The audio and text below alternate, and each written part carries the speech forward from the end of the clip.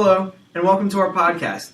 Today you'll be joining a discussion with RJ, Nicole, Brian, Kelly, Kevin, and Laura. about the novel Tsotsi, written by Athol Fugard. First, let's talk a little about the author. who was the author of Tsotsi? well, Athol Fugard was the author. He was born in 1932 in Middelburg, South Africa.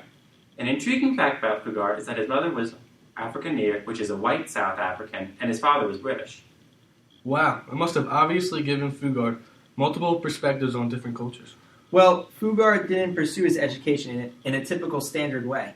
What do you mean? What did he do? Despite Fugard's success as an author and playwright, Fugard actually dropped out of college in 1953. Rather than continuing his education, Fugard explored multiple fields in the career industry, ranging being a merchant, seaman to a court clerk. That's a lot of different fields. I wonder how they influenced him.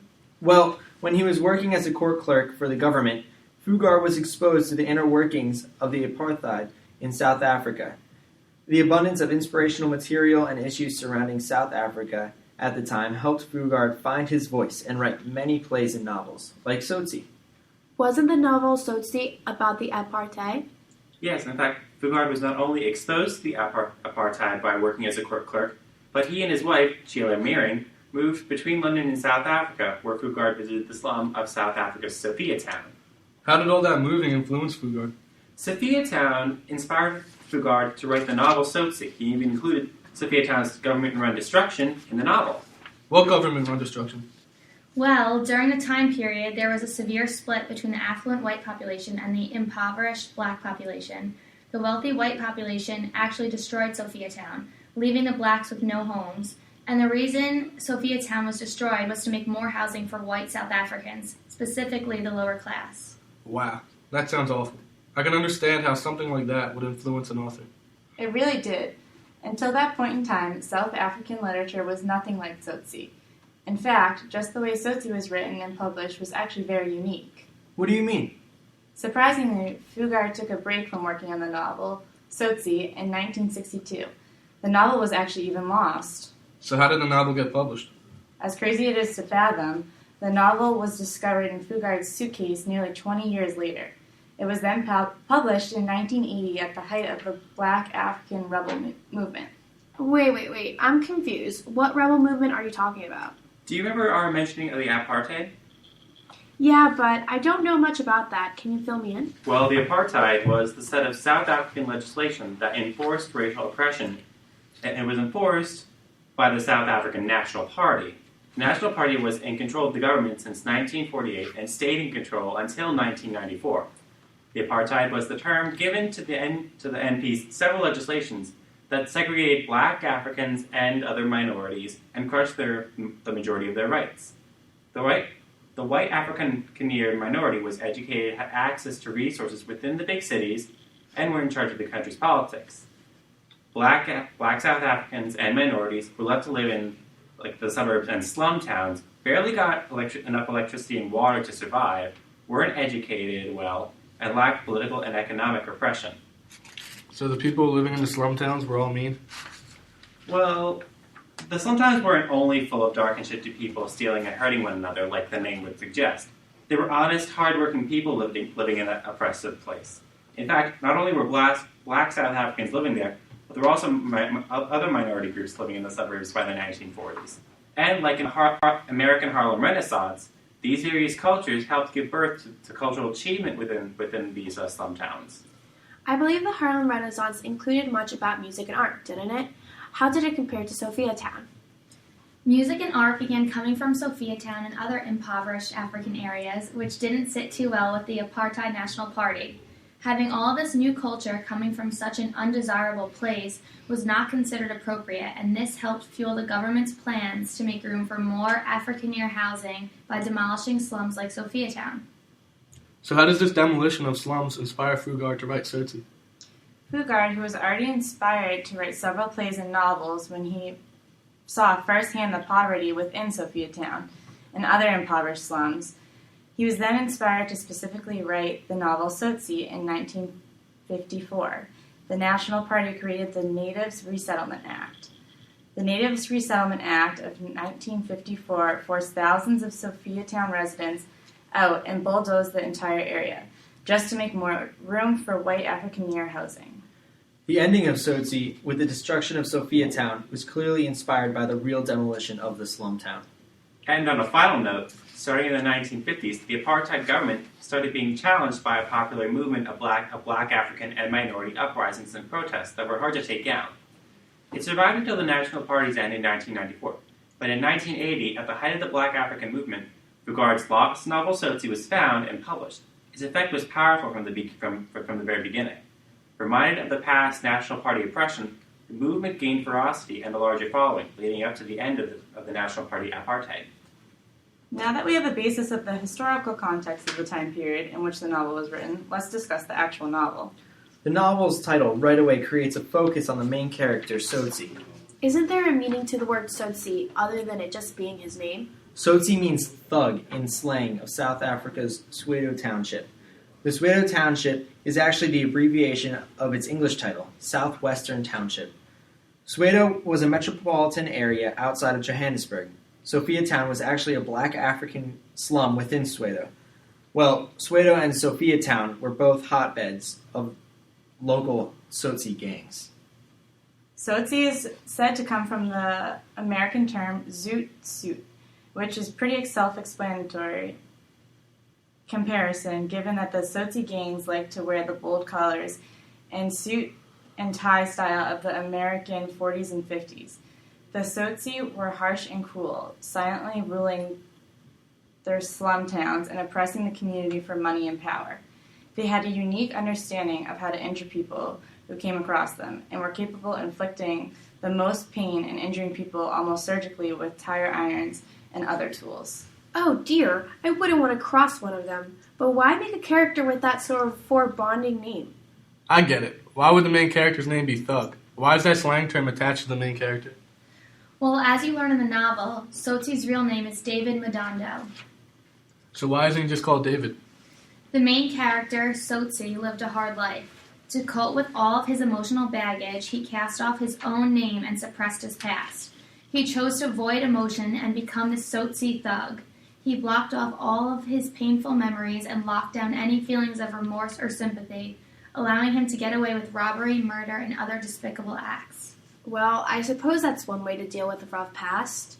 So, Tsotsi is the persona of the protagonist, the anti-hero. But are there any redeeming qualities to him, or is he just a bad person? Well, let me say this. Tsotsi is the main character for a reason.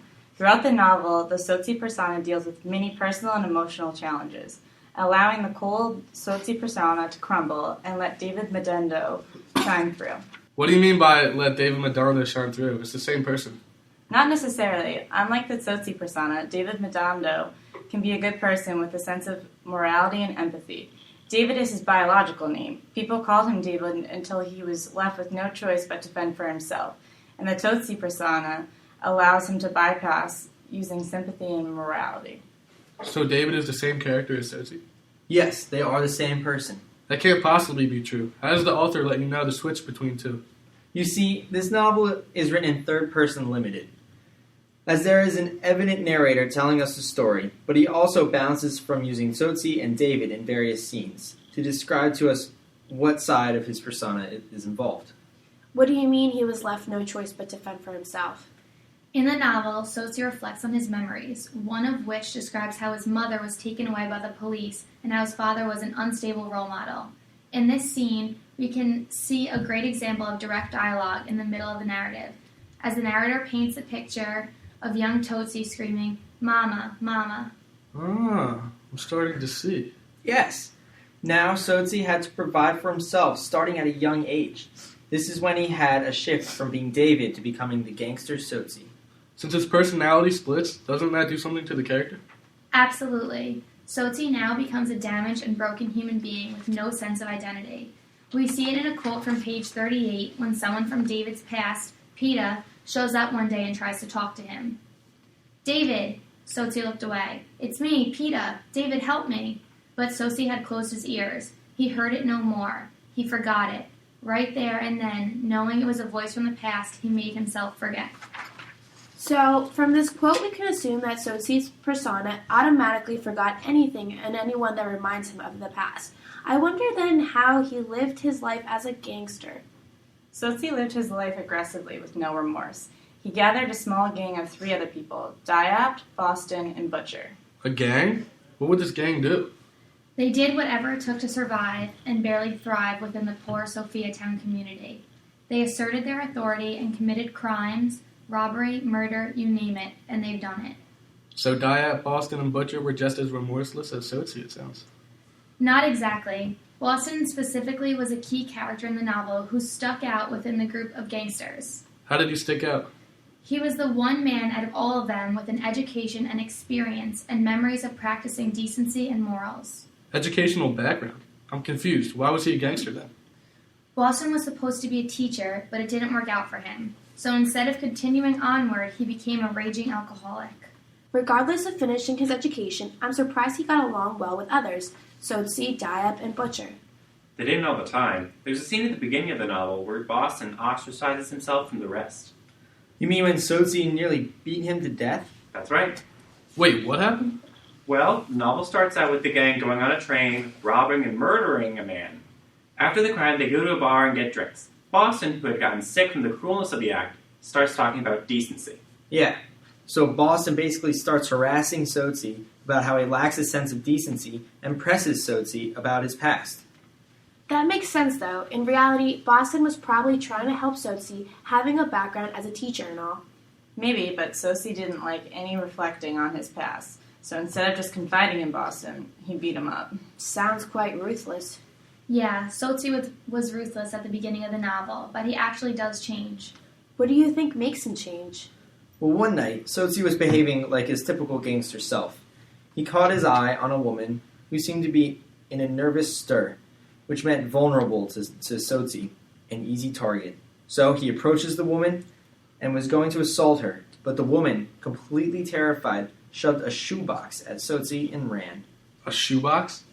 Yeah, seems like nothing, but Tsotsi had no idea what was inside until he opened the box. What was in the box? A baby was inside, and it was that baby that would create a shift in Tsotsi's character and transform him into David. In fact, both the box and the baby are symbols of something more throughout the story. The shoebox is both a symbol of the baby. Wherever the box is, the baby is. And poverty, the fact that the baby was being carried in such a makeshift carriage, is very telling of how much money these people really had. And the baby is a symbol for everything Tsotsi isn't. Where the baby is pure and innocent, Tsotsi is unfeeling and cruel. The baby also resembles the childhood that was stolen from Tsotsi. He grew up too quickly, and this baby is almost a second chance. He starts to care for the baby. Isn't he a cold-hearted person? Well, this whole time, he himself questions why he doesn't just kill the baby.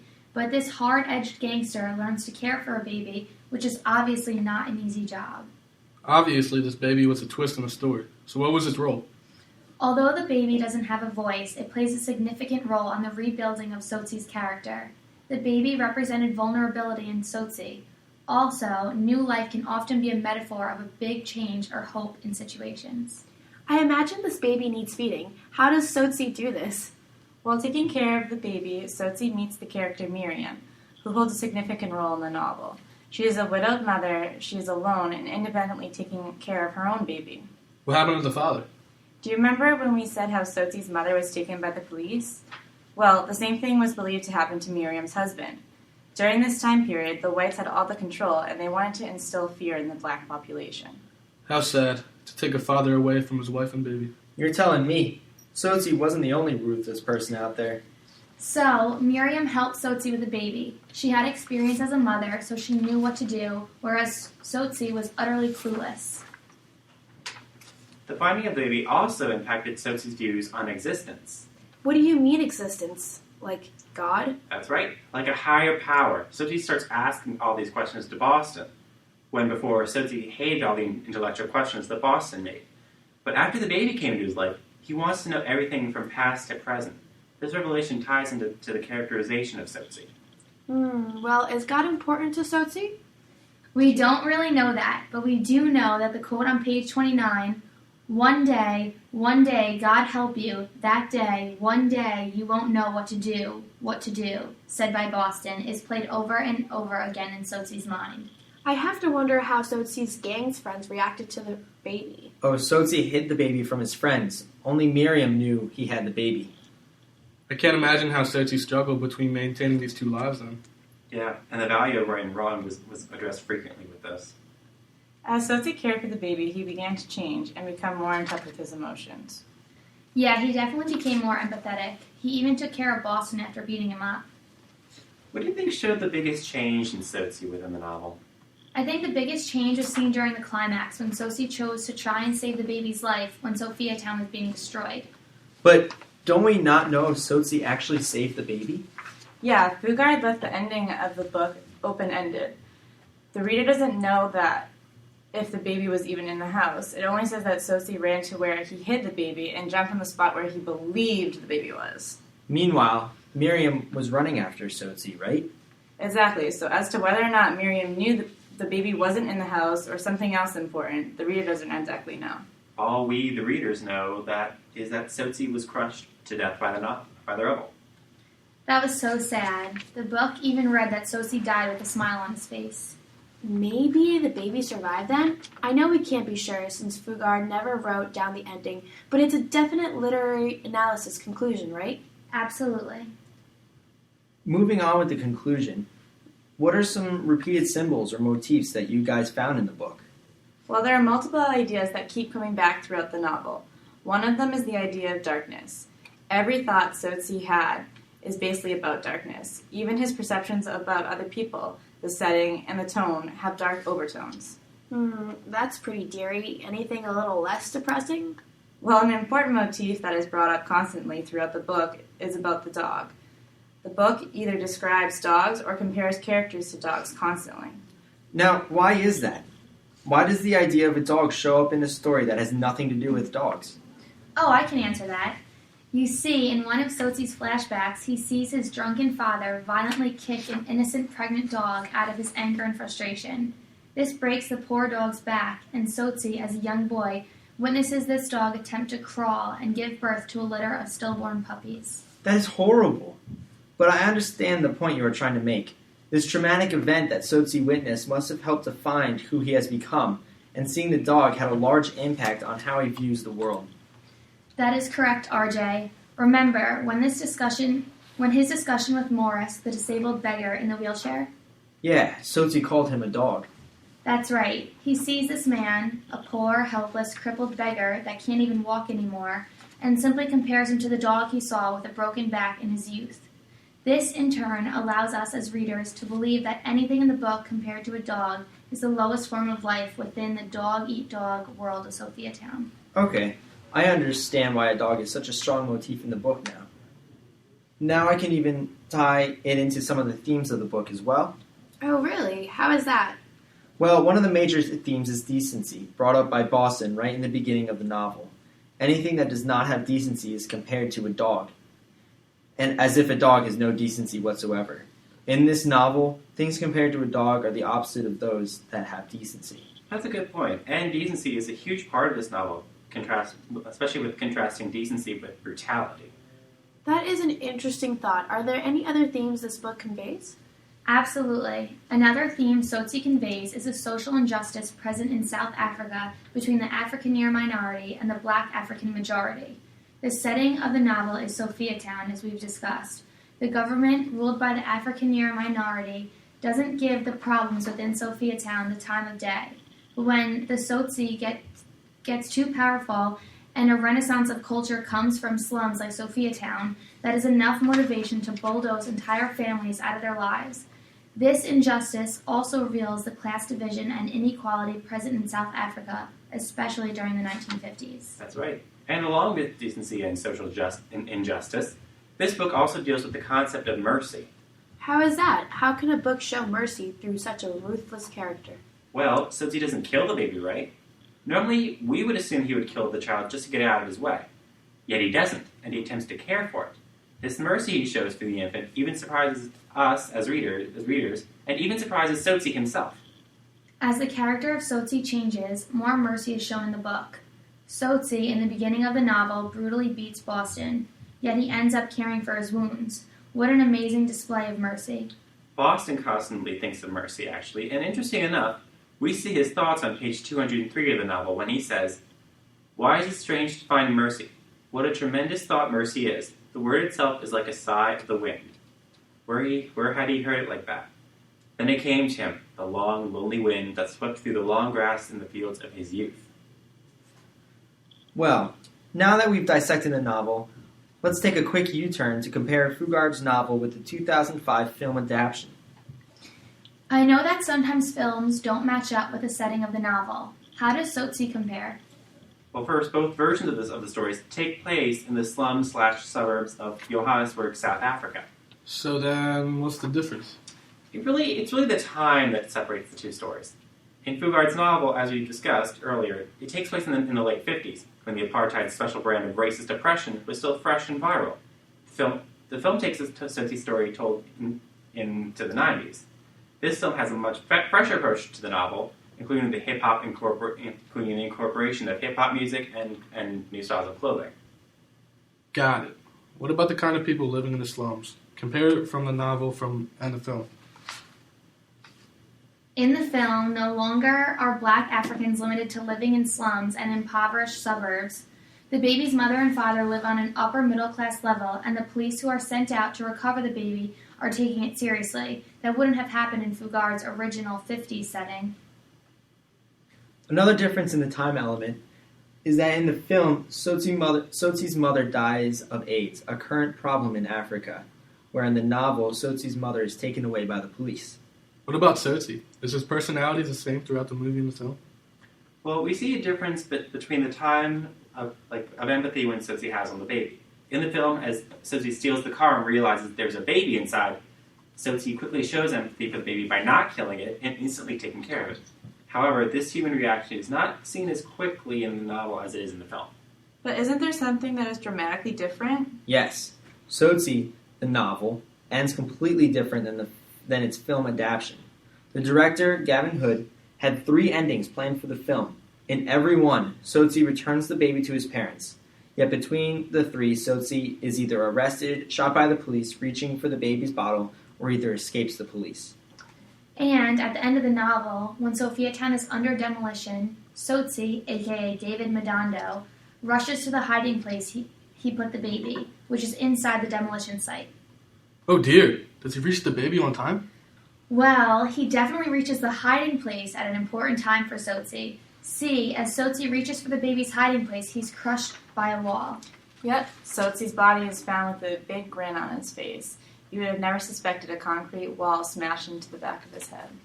What about the baby? Is it okay though? The baby's whereabouts are actually a mystery. Fugard left the baby's location up for literary interpretation for the readers. Well, that's a dissatisfying ending. Oh, I know. And a lot of readers thought the same thing when Tsotsi first got published. Well, thanks for joining our podcast. I hope you enjoyed it. Have a nice day.